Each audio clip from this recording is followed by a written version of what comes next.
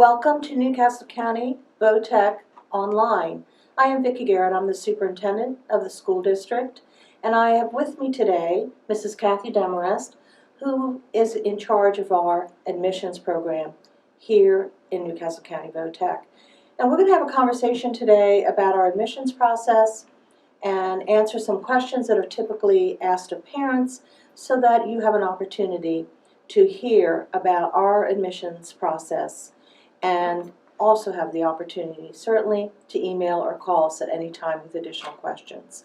So I'm going to start our conversation this morning. Good morning. Good morning. Happy to be here. I should not have identified that we are in the morning session. This could be viewed by people at any point in time, but again, it is morning when we're taping, so good morning. Okay. So let's start with having you explain to us what the admissions process is now that our open house has concluded. We had our open house for all 4 of our schools on November 2nd, and we had a wonderful crowd of parents and potential students that visited all 4 of our high schools.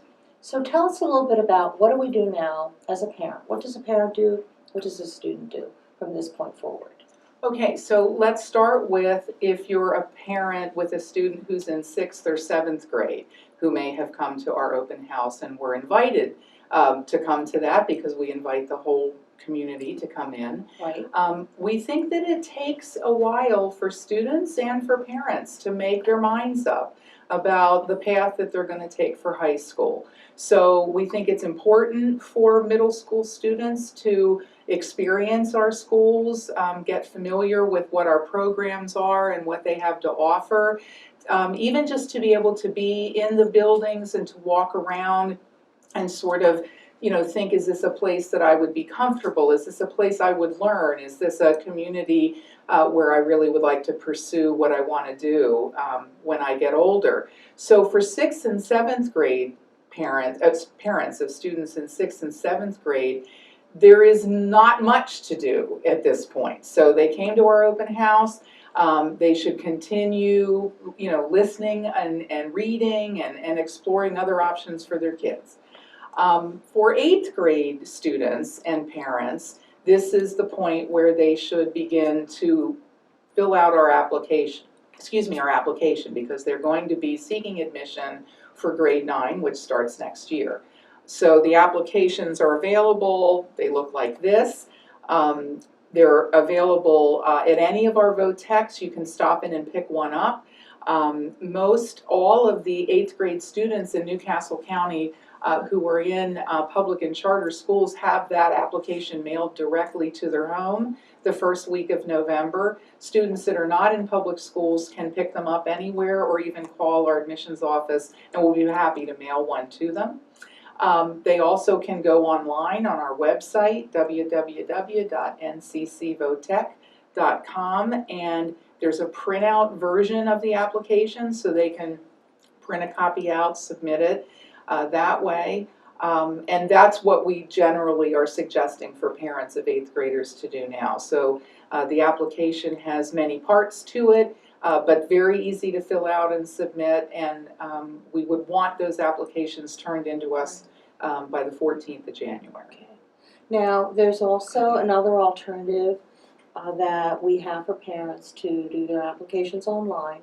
I think it's important to let our parents know what they can do there. And also, I'm going to have you repeat, the parents really should be going to our website and clicking on the admissions process, because all what you are discussing right now is available online. But tell a little bit about the opportunity they have to actually do the application online, as the state is requesting us to do. Okay, so as part of the statewide school choice umbrella, we are now participating along with most other schools that have choice options for students on a website that's called schoolchoicede.org. I'll repeat that again. Is it on our website? It is. The link is on our website, and it's schoolchoicede.org. And if a parent goes on there, every school that has signed on to use this service is listed, and they do have a common application that every school uses. and they can fill that application out online. And then there is supplemental information that many schools request in Right. addition to the information that's on that common application. And so it will give you instructions on that website as to what additionally you need to send in. So for example, also on our print version, we would want to know what career program you're interested in. So we asked for your career program of first choice, your career program of second choice. These would be your main interest areas, and we need to know that because that's what our schools offer. We have 40 different career programs offered throughout the school district, and we really need to know what it is your student is applying for. Secondly, we need to know the preference of the schools. We have 4 VOTECs in Newcastle County. They are not based on where you live, so students can apply and preference any one of the 4 as their first choice, but it's important that you give us all 4 choices as to the order in which you would prefer to attend and the career programs. So those supplemental questions are part of that online service, and they're also part of our print application as well. So our parents and students have 3 ways in which to make application. They have the paper copy that is mailed to them, or they can come pick it up, or request to have another one mailed. They have an opportunity to go online and do the application by printing it out that we have available, or they can go to the Choice website and actually complete an application. That's right. So there are 3 ways in which someone can apply to Newcastle County VOTEC. That's right. Let's talk a little bit about what happens after. So we have the applications come in. We have the deadline of January 14th, I believe you said, of 2015. When do we have to notify? I believe we have a date we need to notify potential students, the first group that we accept. Talk a little bit about what the date is and the process once we do the notifications. Okay, so the first thing that we need to do is by the 14th of January, applications that are submitted have to be completed. So we make sure that that includes a parent signature is on there. It also includes that the final 7th grade report card and the most recent 8th grade report card have been submitted along with that application. So those are real important pieces that we have to make sure that we get. Right. Then once the application is considered complete, all of those who have applied by that January deadline will receive information on whether we're able to assign them to a VOTEC school.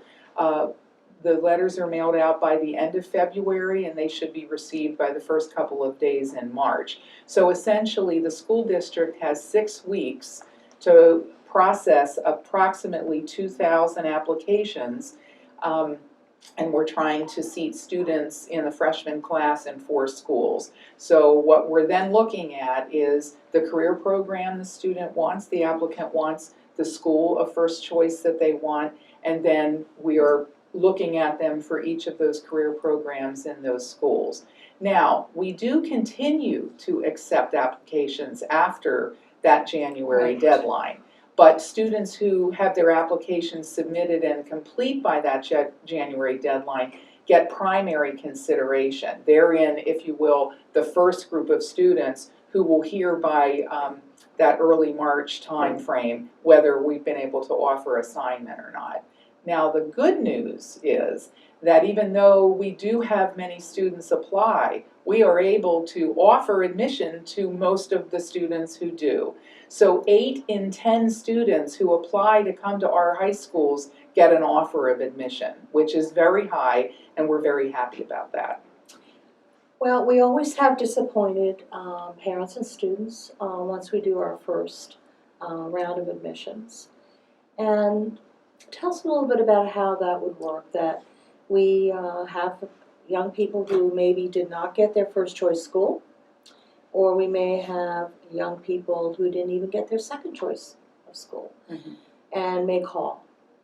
So what is the process we use when we have parents or students calling after the March admissions notification? So what we ask parents to do is we need to have some acceptance of the offer. So parents are asked to register and accept the offer by usually the third or fourth week of March. So we need to know from those who are offered assignment if they intend to take the assignment or if they intend to decline it. At that point, we then would know how many seats might be available in any given career program in any given school based on the number of students who register and accept the application or the assignment, and those who may have decided for whatever reason to decline the assignment. At that point, that's when we go back and are able to look at applicants who we were not able to offer seats to in the first place, and then we look at them again. It's driven by the career program and the school of their preference that they've selected. So there are multiple opportunities during the course of that March through August time frame where students can be called by our admissions office, and we would say to them, we now have an opening, for instance, at Del Castle in this particular career area cluster, and if you're still interested, would you be willing to take that seat? So we are able to accommodate some of the students who are not initially able to be assigned, but we don't have seats for all of them. Unfortunately, we don't. And so we're very clear with parents about that, and we speak with them about making other educational choices for their children, because it's important for the student to transition onto high school, and we want them to make a path forward so that they'll be successful wherever they go. All right, let me ask you this question before I transition to maybe having you talk a little bit about the process we use for 10th grade, students who might want to come to our district in 10th grade. So if parents are considering one of our VOTEC schools, what in your mind are the three major reasons why a parent or a student may want their child or the student may want to attend one of our four high schools? What are the benefits to them coming to a career and technical school district? Well, that's hard to boil down to three because I feel like we could talk about maybe 10 or 15. So the top three, certainly students that have a clear idea of a career pathway that they would like to pursue. They will find this to be a very challenging, engaging, rigorous, and wonderful place to prepare themselves for possibly a career that they know they want to go into. There are some students that know they want to be in the allied health field. Maybe they're not exactly sure in what role, but they really want to work in that medical field. And we have so many options for those students. They're very successful here, and that's a wonderful start for them as they're pursuing that pathway. We might have students who come to us who want to work in the trades. Perhaps that their family has worked in construction trades or mechanical trades, and they want to continue a legacy of their family. They have had experiences on their own, maybe working in the summers and those sorts of things. So they're very focused on what they want, and these schools are very attractive for them. On the other side of that, though, our programs also are very helpful for students who may not exactly be sure what they want to pursue as they're moving through, but they're not so wide open to, I just don't know. So it could be 2 or 3 things that they're looking at, and they really want to have the advantage of trying it and practicing and learning more about those fields before they spend many more years in training and trying to get certifications to be able to work in those fields. I would say that students who are more focused on what they're looking for in their high school experience are going to be very successful here. This is not a school district of electives. And we don't allow students to just pick and choose things that they want to try on. It's not like, Right. I want to try on this outfit for a few days and see if I like it. And if I don't, I want to pick something else.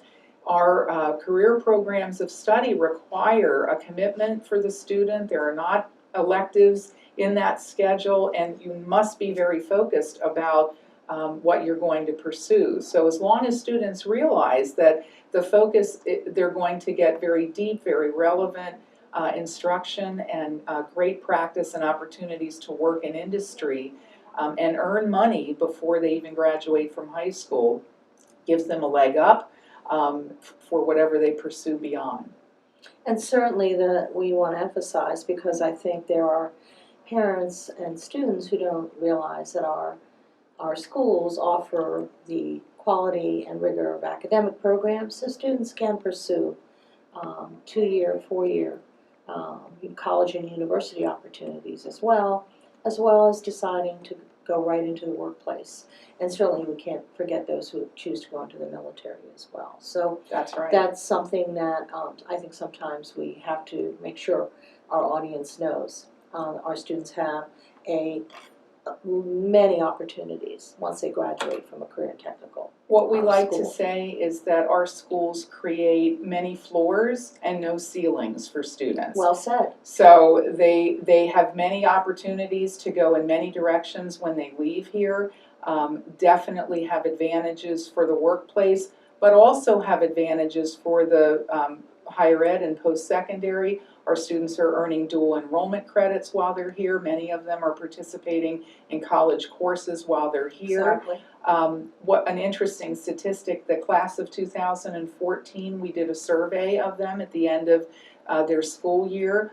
80% of them were headed to some sort of post-secondary learning, whether it was 2 years, like at Del Tech, to pursue a certificate or an associate's degree, whether it was a 4-year, whether it was apprenticeship or military training. Of that same group, 80% of them also were working part-time. So what big advantage our students have is that they are working in higher wage jobs while they're going on to post-secondary courses. So sometimes it's full-time, part-time, whatever it is, but they're able to do that together. And it's a way to fund their continuing education. Yes, it is. Well, let's end with our 10th grade. Okay. I think it's important that our viewing audience know that there are opportunities, not extensive opportunities, but we have opportunities for students who might be in 9th grade who wish to come into our schools in 10th grade. So talk for about a few minutes on that Okay. before we close out our discussion time. Okay, so for students who are in 9th grade who are still possibly interested in pursuing one of the VOTEC placements, it's a little different. We take many less students in because we are literally filling a seat that has been vacated by a student who's not continued to pursue that career area. And so because we are filling exact seats in exact programs at that point, there's no exploratory participation for 10th graders. Right. They come right into a career program. We will not know where those openings are until very late in the spring. And so the process to look at 10th grade applicants really, applicants to 10th grade really is not even done until May and June. And then those offerings are made in the midsummer, and students, are able to, again, either accept those seats, or if they've decided to make another plan, they can. We offer probably less than 40 or 50 seats to 9th graders seeking admission to grade 10. However, there are those students that do get those offers, and so that admissions process starts in the spring. If you go to our website and look in the beginning of April, you'll see that we have posted up the application for 9th grade students who are seeking admission to grade 10. Well, that's good for our viewing audience to know. And I would like to conclude by saying it's really important that you go to our website, and if you have questions, we do have answers right there on the website. So if you go to www.ncc, actually if you do nccvt.com, you'll go right to our website. And I hope we have answered some of your questions, and certainly we have phone numbers on the website as well if you need to contact Mrs. Demarest or email her as well. We thank you for listening. Thank you.